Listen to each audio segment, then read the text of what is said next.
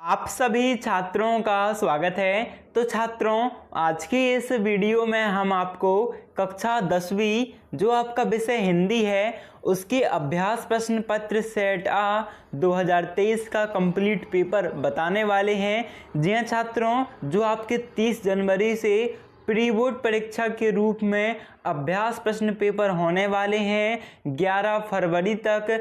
उन पेपर में जो आपका विषय हिंदी का कक्षा 10वीं विषय हिंदी का अभ्यास प्रश्न पत्र सेट ए है उसका कंप्लीट रियल पेपर जो आपको स्कूल से भी मिल जाएगा और आपको घर में लाके सॉल्यूशन करना होगा, उसके कंप्लीट रियल पेपर को देखने वाले हैं।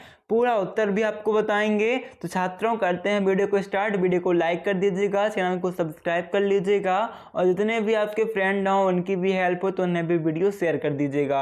अभी करते हैं स्टार्ट। यहाँ पर आप देख सकते हो छात्रों, आपको समय मिलेगा 3 घंटे, पूर्णांक रहेगा 75।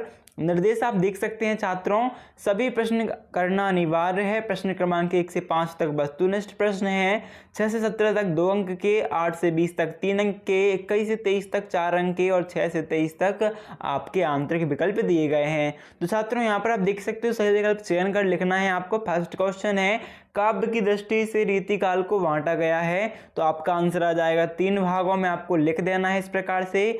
दूसरा क्वेश्चन है, सूर्य के पदों में तेल की गागरी कहा गया है, तो उद्धव को तेल की गागरी कहा गया है।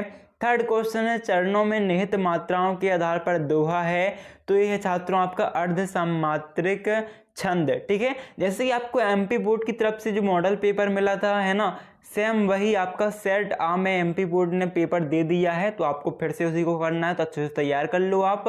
फोर्थ क्वेश्चन है आपका, नेताजी का चश्मा कहानी का मूल भाव है, तो यहाँ पर आपका उत्तर क्या जाएगा, देशभक्ति की भावना। छात्रों, बिल्कुल डाउट मत रखिए, आपका सेम टू सेम सेट आ में आपको सेम टू सेम यही पेपर मिलेगा और जो आपकी आंसर हैं वो भी आपके 1000% राइट है। हमने बिल्कुल आपकी बुक से गाइड से इन आंसर को निकाला है। ठीक है, अभी फिफ्थ क्वेश्चन देखते हैं जो कि है, वह धीरे धीरे रोने लगा, वाक्य में क्रिया विशेषण का भेद है, तो यहाँ पर आपका क्या जाएगा, रीतिवाचक क्रिया विशेषण है।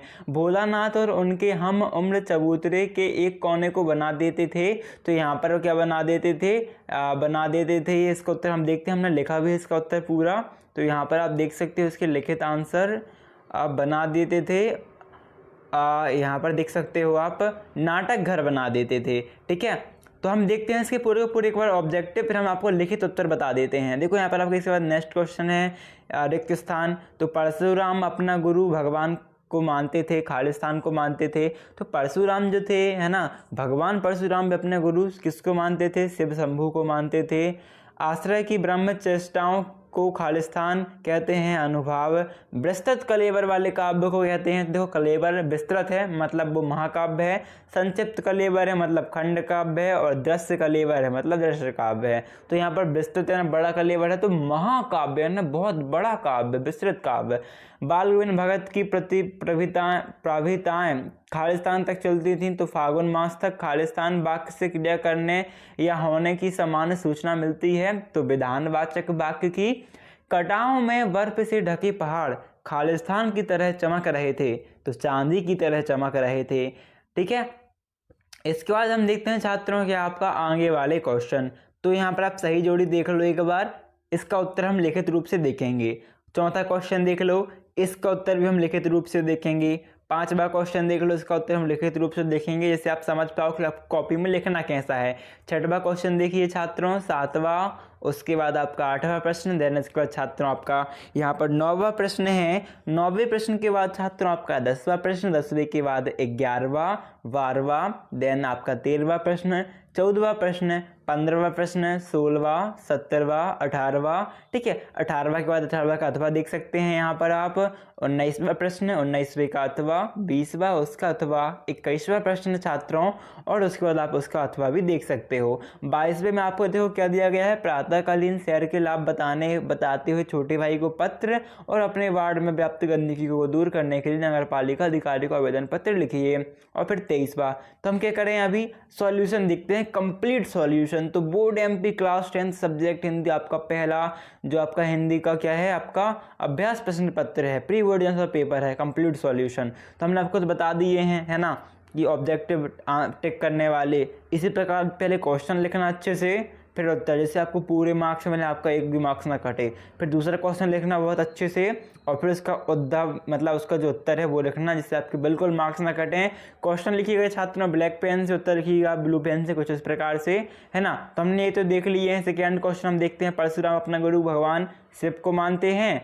आश्रय की बाह्य शारीरिक चेष्टाओं को खालिस्तान कहते हैं, तो अनुभाव कहते हैं। बृहस्पति कलेवर वाले काव्य को कहते हैं, तो महाकाव्य कहते हैं। बाल गोविंद भगत की प्रभिताएं फागुन मास तक चलती थीं। विधानवाचक वाक्य से किसी क्रिया या होने की सामान्य सूचना मिलती है। और कटाओं में बर्फ से ढके पहाड़ चांदी की तरह क्या हो रहे थे, चमक रहे थे। इसके बाद आपकी सही जोड़ियां हैं, है ना।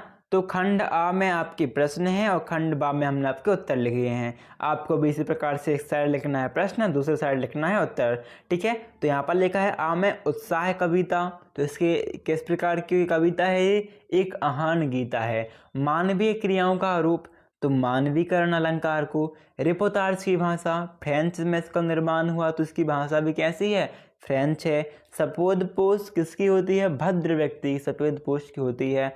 जो कम बोलता है उसे क्या कहते हैं, मितभाषी। और अज्ञेय की रचना तार सप्तक। इसके बाद छात्रों आपके एक वाक्य में उत्तर दीजिए। तो आप पहले प्रश्न लिखिएगा बाकायदे, फिर आप उत्तर लिखिएगा। उत्तर क्या लिखिएगा, पहले में आपका प्रश्न है फसल कविता हमें किसके करीब ले जाती है। उत्तर आएगा किसान और कृषि संस्कृति की ओर, ठीक है। किसान और कृषि संस्कृति आप यहाँ पर लिख सकते हो की ओर, ठीक है। या फिर पूरा लिखना तो पूरा लिख दीजिए कि किसान और कृषि संस्कृति की ओर ले जाती है। आपका मन जैसे भी आप लिखो आपको मार्क्स मिल जाएंगे, ठीक है। अभी देखो आपका है विभाव के भेदों के नाम लिखिए। तो आलंबन और उद्दीपन, यहाँ पर नाम लिख लीजिएगा, ठीक है। आलंबन और उद्दीपन इस बच्चे ने लिखा है, जिसने बच्चे ने इस उत्तर को, तो उसका भी थोड़ा मिस्टेक है, तो आप मतलब यहाँ पर बस सुधार लेना, आप आलंबन कर लेना।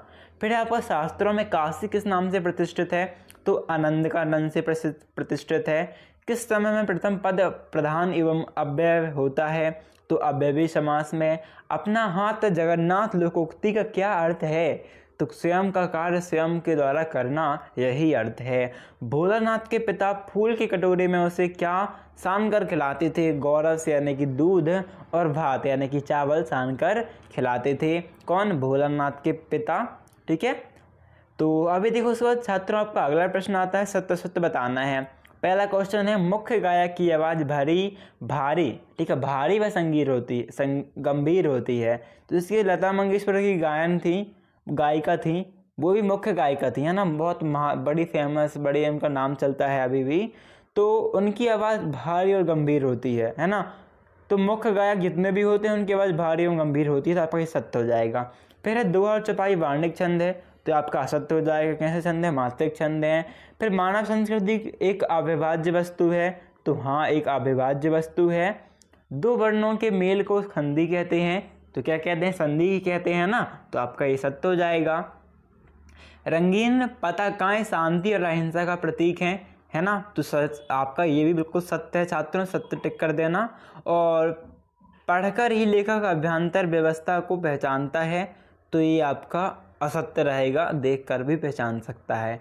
फिर आपका अगला प्रश्न आता है छात्रों, इसे ध्यान से अच्छे से लिखना, अच्छे से पढ़ोगे बस, समझोगे बस, आप एक बार सुन लोगे, हम आपको जैसे बताएंगे तो आपको याद हो जाएगा, क्योंकि हिंदी वैसा है, तो आप अच्छे से सुनते चलना। छठवां प्रश्न आपका आया है, रीतिकाल को श्रृंगार काल क्यों कहा जाता है। रीतिकालीन किसी एक कवि का नाम लिखना है आपको, तो यहाँ पर हम बताते हैं आपको। देखो रीतिकालीन, इसमें आपको उत्तर लिखना है, रीतिकालीन काव्य में श्रृंगार रस का अधिक वर्णन हुआ, ठीक है।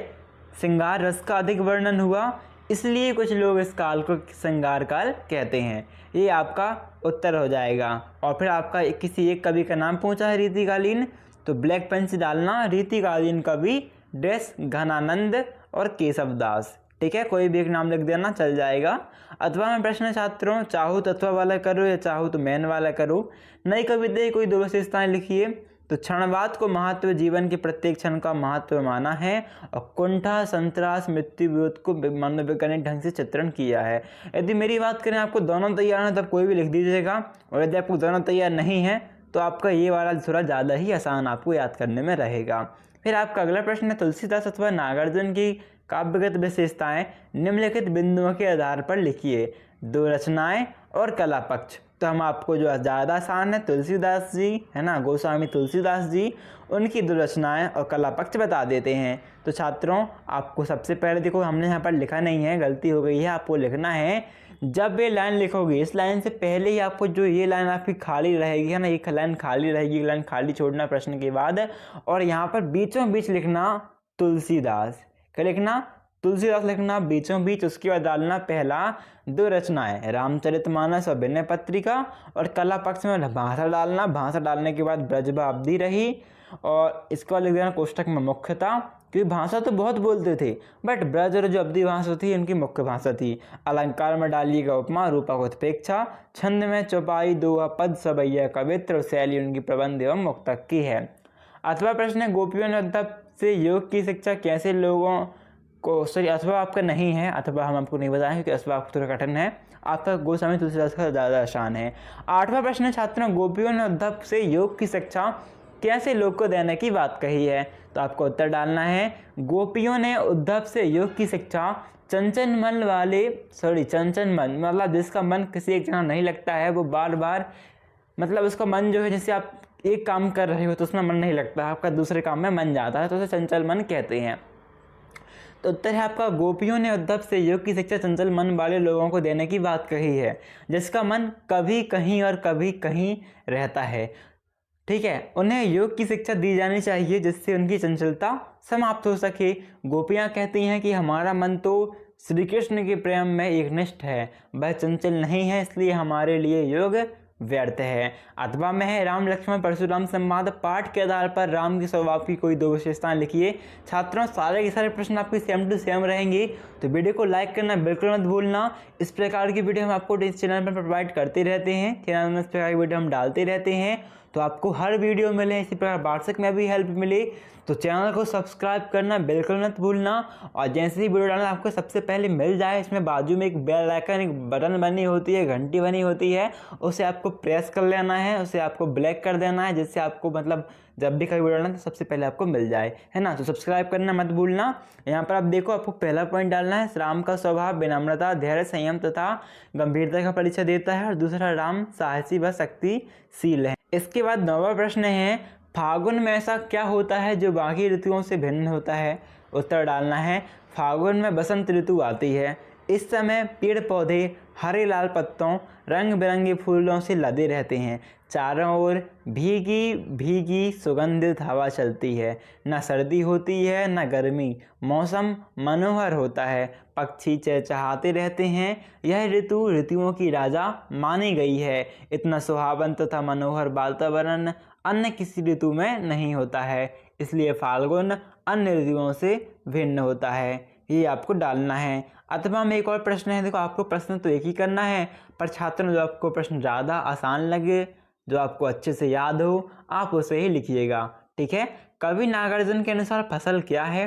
तो कवि के अनुसार फसल नदियों के पानी का जादू है, किसानों के हाथों की महिमा है, भूरी काली संदली मिट्टी का गुणधर्म है, सूर्य की किरणों का रूप परिवर्तन है, तथा हवा की थिरकन का सिमटा हुआ संकोच कवि नागार्जुन ने इस प्रकार।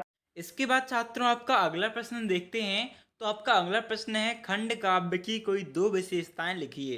तो आपको लिखनी है विशेषताएं डाल के, पहला, खंड काव्य में नायक के किसी एक खंड का वर्णन होता है। ठीक है, बी काट देना, खंड काव्य में नायक के किसी एक खंड का वर्णन होता है, और दूसरा, इसमें एक ही छंद का प्रयोग होता है।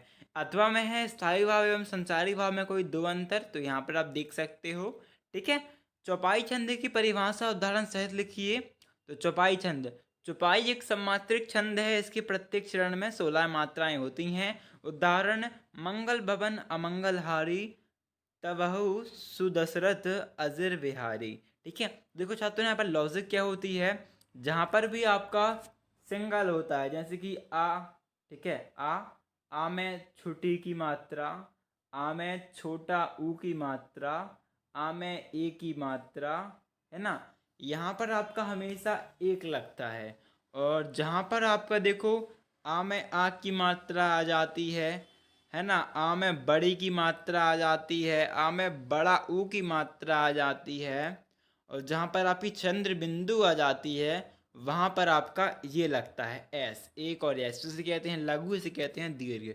ठीक है, तो इस प्रकार से यहाँ पर मात्रा गिनी जाती हैं। अभी हम देखते हैं आपका अगला प्रश्न, अथवा वाला अतिशयोक्ति अलंकार की परिभाषा उदाहरण सहित समझाइए। तो जहाँ जहाँ कोई बात आवश्यकता से अधिक बढ़ा चढ़ाकर कही जाए वहाँ अतिशयोक्ति अलंकार होता है। उदाहरण, हनुमान की पूंछ में लगन न पाई आग, लंका सारी जरी गई, गए निशाचर भागे। ठीक है, ये आपको हो जाएगा अतिशयोक्ति अलंकार की परिभाषा उदाहरण सहित। 12वां प्रश्न है, आचार्य रामचंद्र शुक्ल के अनुसार निबंध की परिभाषा से आप चेक कर लेना। इसके अथवा में जो क्वेश्चन है, कहानी एवं उपन्यास में कोई दो अंतर, तो कहानी का आकार लघु होता है, उपन्यास का आकार बड़ा होता है। या फिर लिख सकते हो कहानी का आकार छोटा होता है, उपन्यास का आकार बड़ा होता है। कहानी में जीवन के किसी एक अंश का वर्णन होता है, उपन्यास में जीवन का वृद्ध चित्रण होता है। फिर है आपका 13वां क्वेश्चन, स्वयं प्रकाश तथा मनु भंडारी की जीवन में आपको विशेषता लिखनी है। दो रचनाएं और भाषा शैली। तो स्वयं प्रकाश की भाषा शैली आप देख सकते हो, सहज सरल सुस्पष्ट भाषा, भावात्मक वर्णनात्मक चिन्हात्मक शैली। और रचनाएं हैं, कब निकलेगा सूरज, कब निकलेगा, जलते जहाज पर। ठीक है, और मन्नू भंडारी की देख सकते हो, मैं हार चुकी हूँ, बिना दीवारों का घर। भाषा शैली है व्यवहारिक भाषा, भावात्मक वर्णनात्मक संसरणात्मक संवाद और व्यंग्यात्मक शैली। ठीक है छात्रों, अभी हम बात करते हैं 14वें क्वेश्चन की, सेनानी न होते हुए भी चश्मे वाले को लोग कैप्टन क्यों कहते थे। तो देश प्रेम के भाव से भरे कैप्टन चश्मे वाले के मन में देश पर बलिदान होने वालों के प्रति सम्मान का भाव है। सुभाष चंद्र बोस के प्रति इसमें श्रद्धा है, इसलिए वह उनकी प्रतिमा पर चश्मा लगाता है। उसके मन में देश के प्रति फौजियों जैसा ही भाव है, इसलिए इसे लोग कैप्टन कहते हैं। अथवा में बाल गोविंद भगत ने अपने बेटे की मृत्यु पर अपनी भावनाएं किस तरह व्यक्त की, लिखिए। तो बाल गोविंद भगत ने अपने बेटे के शव को सफ़ेद कपड़े से ढक दिया, उस पर फूल तथा तुलसी दाल बिखेर दिए, स्वयं उसके पास आसन लगाकर गाने बैठ गए। वे तल्लीनता से कबीर के पदों को गाने लगे। उनके अनुसार मृत्यु के बाद जीवात्मा अपने प्रेमी परमात्मा से जा मिलती है, इसलिए मृत्यु उत्सव आनंद का समय है, रोने का नहीं। वे अपनी भावधु पुत्रवधु, ठीक है सॉरी पुत्रवधु लगा, वे अपनी पुत्रवधु को भी उत्सव मनाने के लिए कहते हैं। फिर 15वां, बिस्मिल्लाह खां की सेनाई की मंगल ध्वनि का नायक क्यों कहा गया। तो यहाँ पर उसके उत्तर चेक कर लेना, पूरा लिखा हुआ है। ठीक है, इसके बाद आपका नेक्स्ट क्वेश्चन है, वास्तविक अर्थों में संस्कृत व्यक्ति किसे कहते हैं। तो इसे आप चेक कर लीजिए। 16वां प्रश्न चाहते हो, निम्नलिखित वाक्यांश के लिए एक शब्द लिखिए। दो भाषा बोलने वाला शब्द द्विभाषी जिसका वर्णन न किया जा सके, अवर्णीय। फिर है मुहावरों का अर्थ प्रयोग, वाक्य प्रयोग अथवा में से भी आप चेक कर लो। ठीक है, 17वां प्रश्न आप देख सकते हो, बच्चे माता पिता के प्रति अपने प्रेम को कैसे अभिव्यक्त करते हैं, लिखिए। बच्चों का माता पिता के प्रति होने वाला प्रेम विविध प्रकार से व्यक्त होता है। बच्चे माता पिता के साथ बात करके, उनके गालों को चूमकर, उनके साथ खेलकर, उनके साथ घूमने जाकर, अटकन बटकन चटकन खेलकर, कहानी सुनकर, मीठे स्वर में गीत गाकर तथा तोतली भाषा में बातें करके माता पिता के प्रति होने वाले अपने प्रेम को व्यक्त करते हैं। बच्चे माता पिता पर अपना अधिकार मानते हैं, इसलिए वे अपनी हर मांग उन्हीं से करते हैं, अपनी इच्छाओं की पूर्ति भी उन्हीं से कराते हैं। इस प्रकार मांग में उनका विरोध नहीं, प्रेम भाव होता है। गंतोक को मेहनतकश बादशाहों का शहर क्यों कहा गया है। गंतोक को मेहनतकश बादशाहों का शहर इसलिए कहा गया क्योंकि यहाँ के लोगों को बहुत मेहनत करनी पड़ती है। पहाड़ी क्षेत्र के कारण पहाड़ों को काटकर रास्ता बनाना पड़ता है। पत्थरों पर बैठकर औरतें पत्थर तोड़ती हैं और उनके हाथों में कुदाल व हथौड़े होते हैं। कईयों की पीठ पर बंधी टोकरी में उनके बच्चे भी बंधे रहते हैं। उनकी मातृत्व व श्रम साधना साथ साथ देखी जा सकती है। यहाँ की पहाड़ें ही रास्ता बनाती हैं। सिर पर लकड़ियों की भारी भरकम गट्ठर उठाती हैं। हरे भरे बागानों में युवतियाँ बोकू पहने चाय की पत्तियाँ तोड़ती हैं। बच्चे भी अपने माँ के साथ साथ काम करवाते हैं। अतः गंतोक को मेहनतकश बादशाहों का शहर कहते हैं। तो छात्रों, यह फिर complete question paper, complete real question paper with solution हो चुका है। आई होप आपको वीडियो अच्छी लगी होगी। यदि वीडियो अच्छी लगी तो वीडियो को लाइक करना मत भूलना, चैनल को सब्सक्राइब करना, जितने आपके फ्रेंड हैं उनकी भी हेल्प हो तो उन्हें वीडियो शेयर करना, सब्सक्राइब करना तो बिल्कुल मत भूलना यार। ठीक है, अभी मिलते हैं नेक्स्ट वीडियो पर, जब तक के लिए धन्यवाद।